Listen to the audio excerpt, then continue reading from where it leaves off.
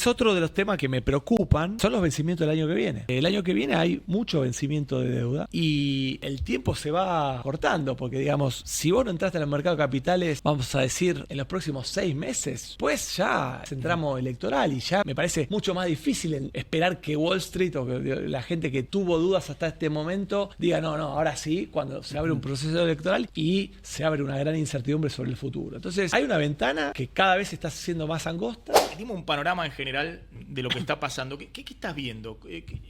Algunos dicen, no sé si el otro día acá era Marcos Buscaglia, decía como que la economía se le trabó al gobierno, ¿no? Se le quedó ahí. ¿Qué estás viendo vos como en esta dinámica como principal preocupación? Bueno, varias te diría. Una, la más evidente, que la que está en boca de todos, que creo lo hablamos en alguna de nuestras charlas, no presenciales, pero en algún momento del año pasado el debate era los dólares. Cuando pasó eso, emergió con más claridad el tema de la actividad, del empleo. Yo creo que las condiciones, o sea, hay un dato que a mí me parece que no tomó la visibilidad que debería tomar, que es que este es el primer, si vos miras la economía argentina desde, tomamos el periodo de, no te digo de crecimiento desde 2002, podemos tomarlo desde ahí, pero en la facultad enseñamos algo que se llama la ley de Occam. La ley de Occam no es una ley, en realidad es una relación que está en la cabeza de todo macroeconomista, que es que cuando la economía crece, crece el empleo. Es muy raro que no pase, que no se dé eso. Entonces, si vos mirás, cuando la economía argentina, por ejemplo, desde la posconvertibilidad, desde el 2002 en adelante, vos ves, crece la actividad, crece el empleo. Eso se ve con mucha nitidez en todo el periodo virtuoso del kirchnerismo, donde crece muchísimo la actividad y mucho el empleo, pero incluso en el periodo de estancamiento de la actividad económica desde fin del 2011 hasta la fecha, que el PBI está casi estancado, tenés periodo de caídas y subas. O sea, es un estancamiento con subas y bajas, ¿no? O sea, el año electoral en general ha sido expansivo, año no electoral ha sido contractivo. Cuando vos mirás ese ciclo, vos mirás que cuando se expande la actividad, cuando recupera la actividad, recupera el empleo. Cuando se contrae la actividad, se contrae el empleo. Milei tiene una fase de contracción inicial, donde cae el empleo, y una fase de recuperación de la actividad, que está ahora el PBI con el dato de diciembre, que fue bastante alto, en pico histórico, pese a que es casi estancado, pero digo, está arriba del pasado. Todo ese periodo que va, vamos a decir, desde abril, mayo del 24 hasta hoy, que hay una expansión de la actividad, el empleo privado formal se contrae. Es la primera vez que ocurre. O sea, es un desacople que nos remite a otro periodo de la economía argentina, que es el inicio de la convertibilidad, digamos. Ahí también tenés un periodo de expansión de la actividad con contracción del empleo. Entonces, eso es una cosa que estamos viendo ahí. Bueno, estamos viendo que apertura cambiaria, tipo de cambio bajo, tasas de interés alta, están haciendo muy difícil la vida de los sectores que son competitivos de importaciones. La forma de lidiar con eso es cerrar unidades de producción que no pueden competir, línea de producto que no pueden competir, o directamente cerrar fábricas enteras. Y eso genera que se contraiga el empleo. Entonces, eso es una cosa que me parece que no es un dato de coyuntura, me parece que es un dato más estructural, o sea, la dinámica de la economía, porque estamos hablando de una economía que recuperó, o sea, cayó al comienzo y recuperó. Déjame hacerte un punto casi como abogado, no quiero decir abogado del diablo, me voy a poner en la visión oficial, digamos, ¿no? No quiero porque suena feo. Para algunos no va a sonar feo en el chat. En realidad, hubo una recuperación del empleo formal asalariado, el que vemos asalariado registrado, ponele desde mayo de 2024 hasta diciembre. Se habían perdido ¿Privados formales? Privados formales, casi 200.000. Claro, se habían perdido 140.000 hasta julio en la caída, en la recesión, se recuperaron 30.000. Y después se mantuvo estancado, digamos, ¿no? Y después, a partir de mayo, junio de 2025, se pierden otros 70.000. Eso es lo que te da finalmente una caída del empleo privado de 190.000 puestos de trabajo privado formal, registrado, ¿no?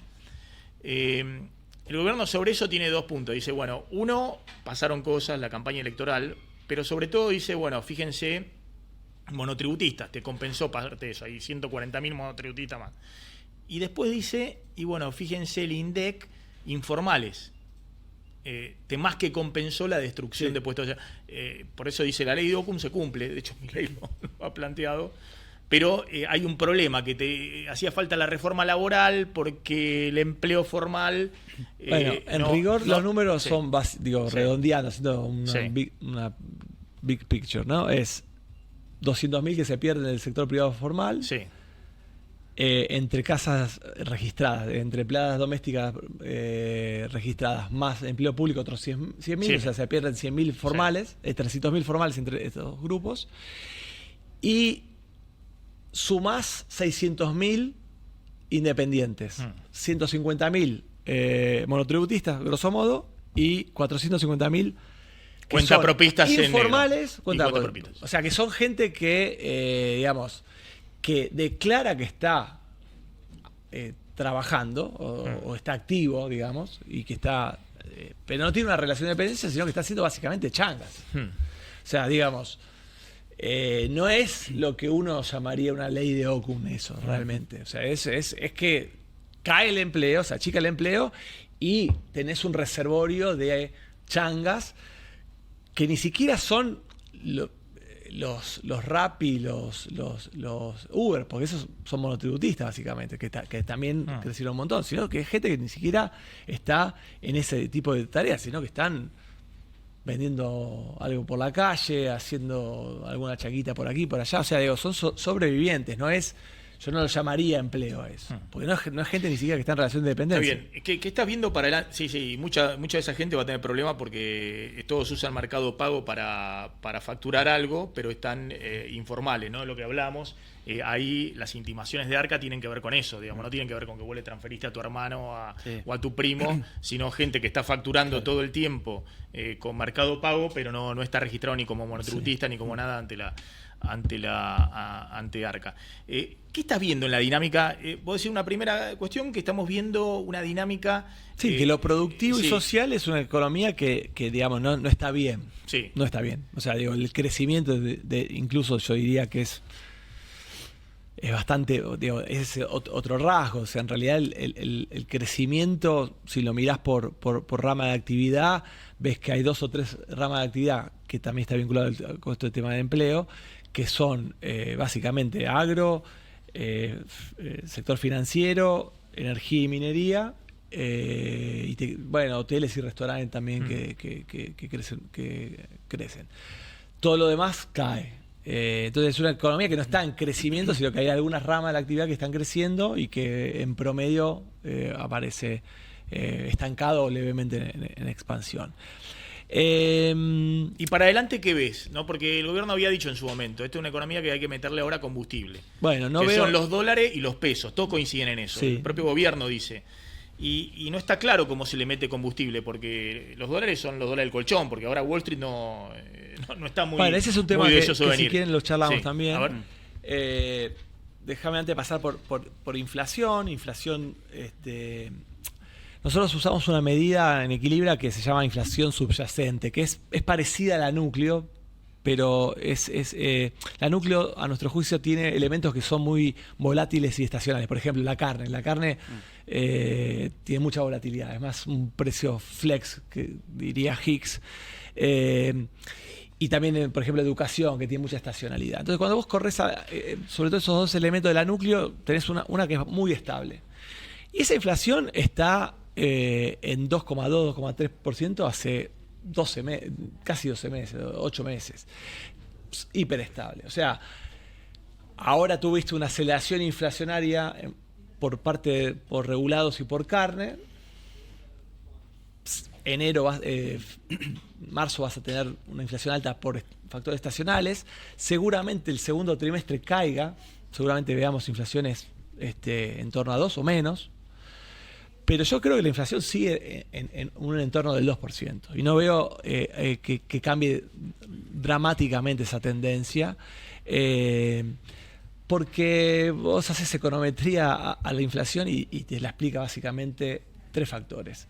La inercia, o sea, la inflación pasada, el tipo de cambio y los salarios. El tipo de cambio, los salarios no creo que, o sea, perdieron mucho. No creo que vayan a bajar mucho de acá en adelante del 2%.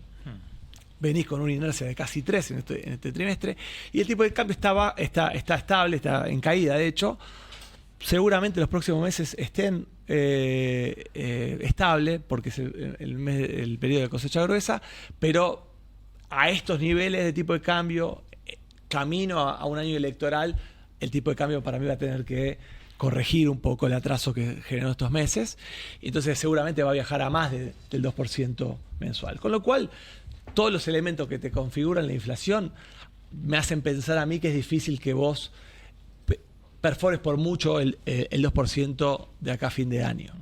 Tendencialmente, ¿no? O sea, no tengo duda que mayo va a ser un mes de inflación baja porque estacionalmente es bajo. Sumémosle a eso la incertidumbre, en principio, de un mundo que potencialmente viaja hacia una estanflación, ¿no? Entonces, que eso va a generar de mínima algo de inflación importada.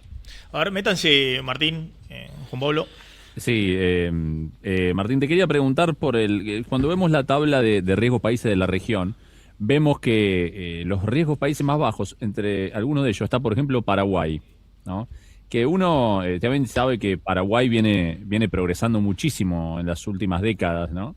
Pero ¿cómo es la dinámica económica en general en Paraguay? Por ejemplo, si Argentina fuera algo como Paraguay, un riesgo país así de bajo, pero se asemejara en cuanto a la economía real, ¿sería viable un camino así?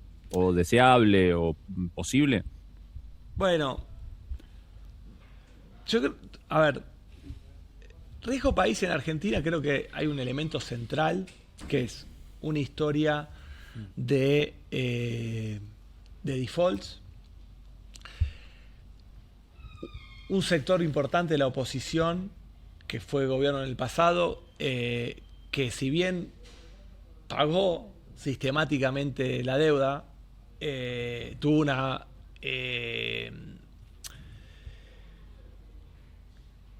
verbalizó, digamos, tuvo un espíritu muy, o por lo menos así se percibió, muy anticapitalista. Entonces, que genera mucha incertidumbre en los mercados de capital. Entonces, el elemento reputacional no se borra de la noche a la mañana. Lo que puede ayudar es un elemento importante que es la acumulación de reservas. El Banco Central, lo mencionaba Maxi cuando yo me estaba sentando, el Banco Central tiene reservas negativas en los mismos niveles que dejó la administración de Alberto Fernández, o sea que es un nivel bajísimo de reservas, que son reservas negativas. Entonces, el riesgo país no se va a corregir rápidamente si no es que el Banco Central empieza decididamente a acumular de forma más agresiva reservas. Ahí hay un punto que se vinculaba a lo que Maxi contaba de la nota esta que dejaste pendiente. De Clarín, sí. Que digamos que es otro de los temas que me preocupan, son los vencimientos del año que viene. O sea, el año que viene hay mucho vencimiento de deuda. Y el tiempo se va acortando, porque digamos, si vos no entraste en el mercado de capitales, vamos a decir, en los próximos 6 meses, después ya estás en tramo electoral y ya me parece mucho más difícil esperar que Wall Street o que la gente que tuvo dudas hasta este momento diga no, ahora sí, cuando se abre un proceso electoral y se abre una gran incertidumbre sobre el futuro. Entonces, hay una ventana que cada vez está siendo más angosta, porque pasa el tiempo Y, o sea, uno esperaba que por ahí después las elecciones rápidamente se metieran a los mercados de capitales. No pasó. El riesgo país empezó a bajar, volvió a subir.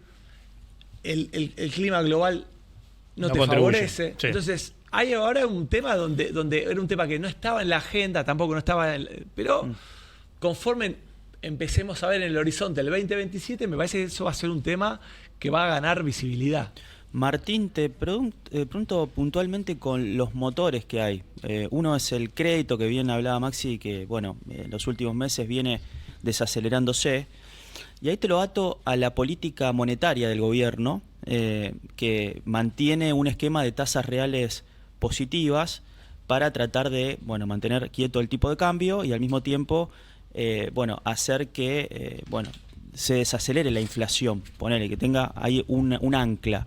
¿Ves ahí algo que pueda ser algún margen de maniobra diferente de lo que estuvimos viendo en el último tiempo para darle algo de dinamismo a la actividad económica o no? ¿Lo ves como, dentro de este esquema y viendo lo que hizo el gobierno hasta ahora, es difícil? Yo creo que el gobierno, yo creo que lo tendría que haber hecho incluso antes. El gobierno tendría que aprovechar la oferta de dólares en el mercado cambiario para empezar a flotar sin bandas y acumular más reservas. Yo creo que eso obviamente podés controlar precios y cantidades al mismo tiempo si elegís priorizar las cantidades comprando dólares en el mercado cambiario. El precio del dólar no lo va a poder determinar el gobierno, seguramente suba un poco, pero eso lo va a robustecer desde el punto de vista financiero, y creo que con un tipo de cambio más alto también va a darle más oxígeno a la actividad y eso le va a permitir bajar la tasa de interés. Entonces yo creo que el mejor mix posible hoy es, obviamente es una macana que el contexto internacional en este momento no ayude, o sea, pero esos son los imponderables que uno siempre tiene que tener en la cabeza. Yo creo que por eso tuvo una ventana interesante haber ganado en las elecciones, haber tenido un proceso donde había entrada de capitales, tuvo la flexibilización de las bandas. Yo creo que era más que eso, ir a un esquema directamente de flotación. Yo creo que eso le hubiera gustado a los mercados, le hubiera gustado sin duda al Fondo Monetario Internacional. Es un paso más hacia la normalización. Y eso te permitiría, me parece, tener un mix de tipo de cambio y tasa mucho más positivo para la producción. Pero para. Vos me estás queriendo decir Vos me estás queriendo decir que pensás igual que Kigel o que Marco Buscaglia o que Cavallo o que Cavallo o que Alberto Hades. Pará. Sí, vos no eras estructuralista, tenías al profesor Frenkel, que quisiera tener un día acá el profesor. Que no quiero hablar por él, pero no creo que haya mucha diferencia entre lo que piensan. No te voy a chicanear. A ver, vamos concreto, para adelante, ¿no? Yo creo que el gobierno está en su derecho, porque todo gobierno tiene su derecho a hacer su apuesta, ¿no? Y ver si le sale. Y creo que la apuesta de este gobierno fue: hago todo para que alguien me financie, ¿no? Y el esquema fue, y es necesario en Argentina para gobernabilidad, lo que sea, que el salario recupere un poco. No puedo tener un tipo de cambio muy elevado porque eso es salarios reales más bajos. Entonces hago la apuesta, ¿no? Como la apuesta que hizo Cavallo. Cavallo lo financiaron las privatizaciones. A Macri, financiamiento impresionante. Acá te acordás de que tengo acá en el celular, 30.000 millones de dólares, ¿te acordás? En la campaña electoral, después sí. Caputo, que venía con un pan bajo el brazo, el financiamiento de Wall Street. Bueno, ocurrió, yo no le tiraba una anchoa a Wall Street. Caputo, que dice sorprendido, yo creí que íbamos a estar en, ¿cuánto dijo? 250 puntos. O menos de 300 puntos, menos de 300 puntos de arriba del país, y enumeró ayer en la Fundación Mediterránea, porque tenemos el acuerdo con el fondo, levantamos el cepo, hicimos un swap de moneda con Estados Unidos, y empezó a enumerar, y después los logros políticos, dijo: ganamos la elección, arrasamos, la reforma laboral, inocencia fiscal, se le caía, ya no le daba el aliento para enumerar los logros vistos para el mercado. Ahora yo creo que tiene el gobierno una apuesta más, que es el colchón, viste que están los del Banco Nación ahí con el colchón y que salgan los argentinos y que vayan y depositen. El otro día acá decía alguien, bueno, el gobierno puede darse el lujo de esperar hasta junio, ¿no? Para ver si efectivamente se derrumba el riesgo país o los argentinos se tiraron de palomita al banco y te explotaron los depósitos en dólares y empezaste a prestarle a todos en dólares. ¿Vos ves que esa apuesta es evidentemente la que quiere hacer el gobierno? Yo creo que sí, pero hay que repasar la historia, que la tengo acá, no la van a poder ver, pero por ahí Sí. la puedes ver. Este es el financiamiento externo, el flujo de financiamiento a la Argentina. Mándamelo a mi celu y se lo mando a la chica, esto es lo que te da el... Espera que te Sí. mando el... Si me hacías esto en la tele te mataba, pero acá en el stream no hay problema, digamos. Tenemos tiempo, ¿no? Tenemos la posibilidad, aparte la gente está muy picante en general, como es la Argentina. La mitad te felicita y la mitad te bardea más no poder. Pero bueno, es lo que ocurre en los streams donde hay público Ahí está. de un lado y del otro. Ahora lo envío para que para que lo suban. Pero, No, sí. pero es un punto importante, porque para mí este era uno de los elementos, no digo contradictorios, pero porque no es necesariamente contradictorio, pero sí te diría, era una innovación, o sea, era una apuesta a una innovación fenomenal. Cuando uno mira, digamos, básicamente el balance de pagos, que es la cuenta de dólares de cualquier economía, uno la puede componer en dos partes. La puedes componer de varias maneras. La voy a descomponer de una manera no tan convencional. La balanza comercial de bienes y servicios, ¿sí? Que es exportaciones de bienes y servicios menos importaciones de bienes y servicios, más el flujo de financiamiento neto del sector público y el sector privado. Quiere decir, los préstamos que recibo menos servicio de deuda que pueda tener. Lo que tengo que pagar. Lo que tengo que pagar. Sí. Cuando uno mira, ahí está.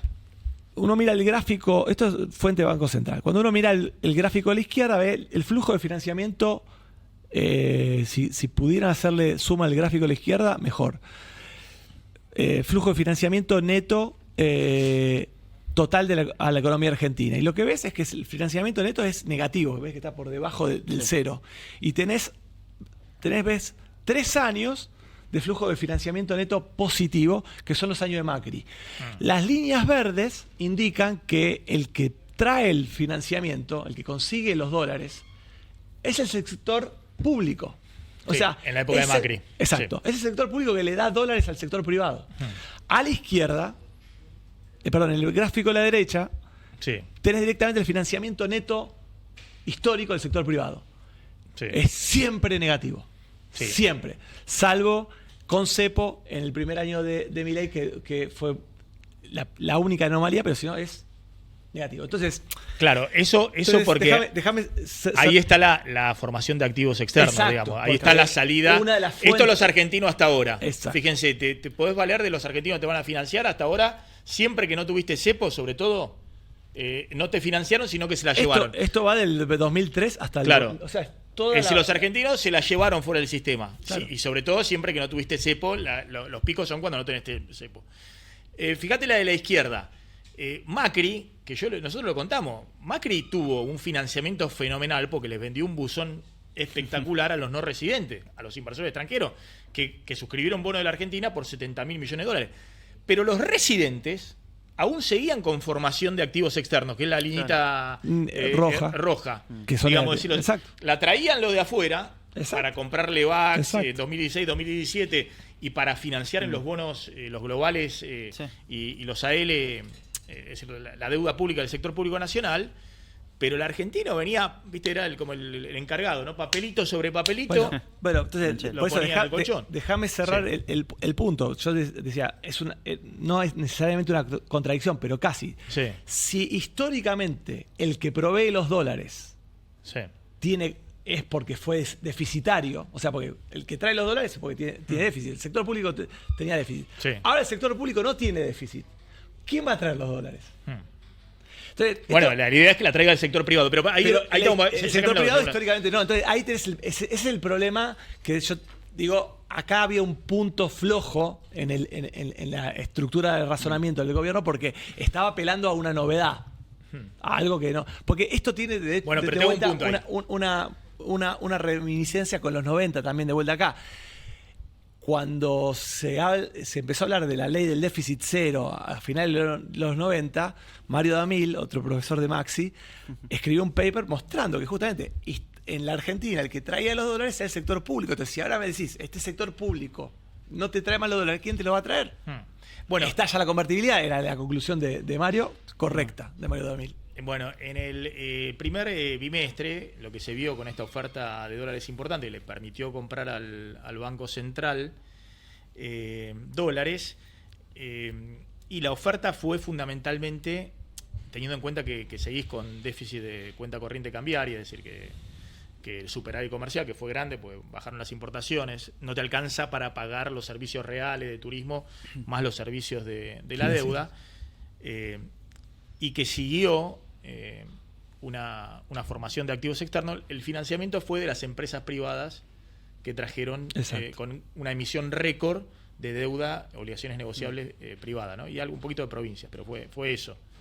Claro, no, a ver, por eso no es una contradicción. Yo creo que es delgado el camino ese donde vos podrías, o sea, digo, me cuesta pensar que vos puedas con este tipo de cambio que no te va a generar un gran superávit comercial, que el financiamiento, ya sea por emisión de obligaciones negociables o por el reciclamiento de los préstamos en dólares, que sea que también nutre al mercado cambiario, te permita al mismo tiempo acumular la suficiente reserva que necesitas como para que el riesgo país baje significativamente. O sea, esa era la apuesta, no era una apuesta, o sea, es una apuesta, no es que era, es una apuesta, no es descabellada, tiene una chance, pero es una chance delgada que me parece que tiene que venir acompañada de una caída del riesgo país que se le está retrasando. Entonces, cada día que pasa y que el riesgo país no baja,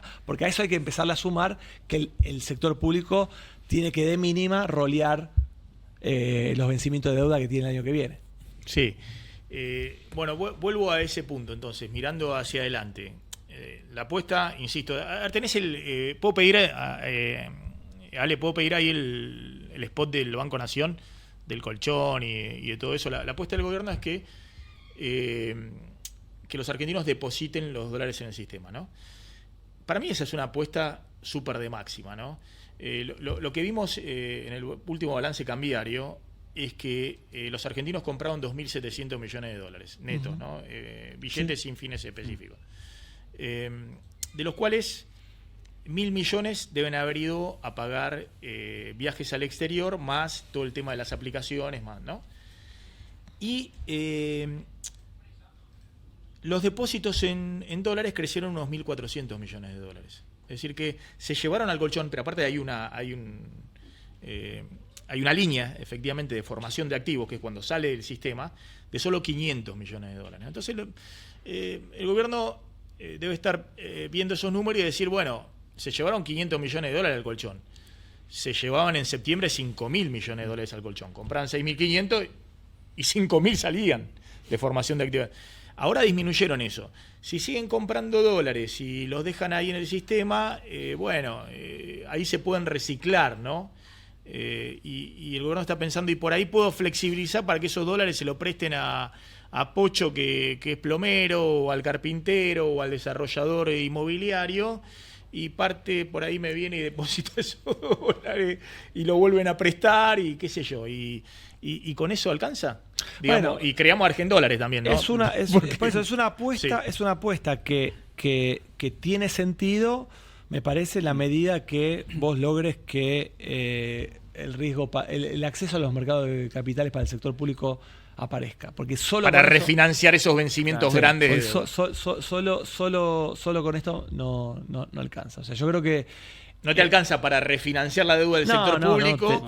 Ahí tenés un problema. Financiar el déficit de cuenta corriente y acumular reservas. No te alcanza. Son números Sí, astronómicos. No te alcanza. No te alcanza.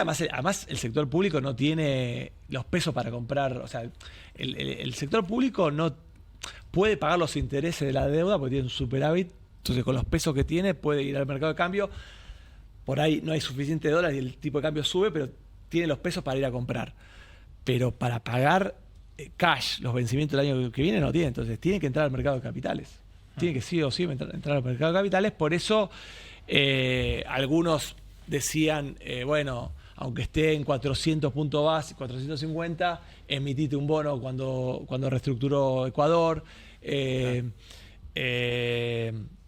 Comprar más reservas para alimentar la credibilidad y la capacidad de pago del sector público en dólares. Entonces, yo creo que hoy lo que más miran los inversores es la capacidad de acumular reservas, que no se le desate algún problema político o que caiga la popularidad, porque la clave, me parece, en lo que viene ya no es tanto si la actividad crece o no, porque eso en definitiva se verá en las elecciones si eso pega o no pega, pero desde el punto de vista de la sostenibilidad económica, el punto acá me parece que es que el riesgo país caiga y que el Tesoro pueda empezar a emitir deuda como para empezar a despejar el panorama con lo que hay en 2027.